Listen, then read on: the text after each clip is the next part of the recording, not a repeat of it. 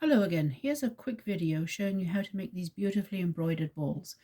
They're wool felted, and you can see they come in different sizes. I used to make the wool felted balls with the students, and these are smaller, very small in some cases, but of course they get covered more quickly. The only important thing is that the whole thing is covered with stitches.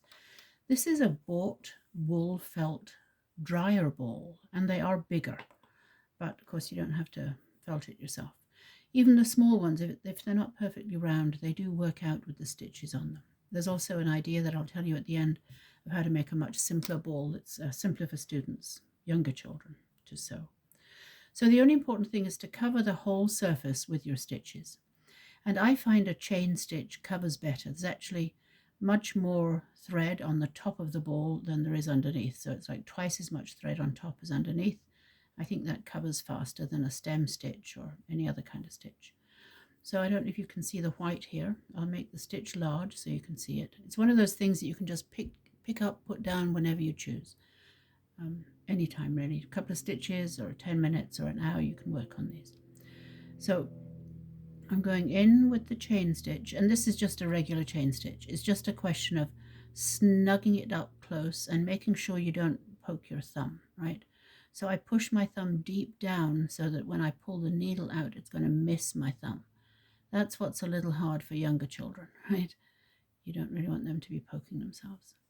And then I simply pull the thread through and nestle it down close against there. And it's really fun just to meander around. I once did a ball with straight lines, kind of like a Ukrainian Easter egg Byzanki, but that is just not as satisfying somehow as just letting the colors lead you around and the shapes lead you around.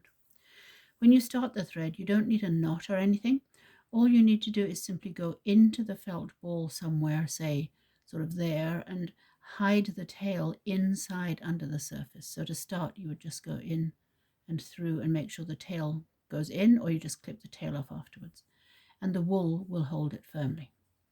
Now the version for younger students is really quite simple. My kids learned it at Emerson College once when we were doing a summer camp there.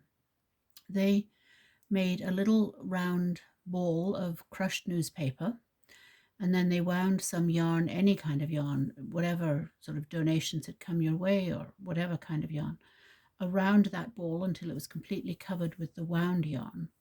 And then they used yarn, again, whatever kind they might have had, with a yarn needle and stitched over it just anyway, very freely, running stitch or any kind of stitch. Of course, if they knew the chain stitch, that would work.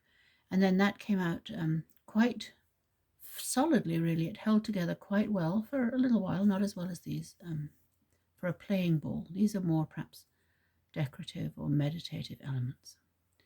Anyway, I can't wait to do some more of this. I'm getting quite inspired about playing with the colors and the shapes and just letting it meander around.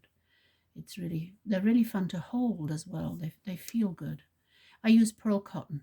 I would not use embroidery thread because of the strands coming apart.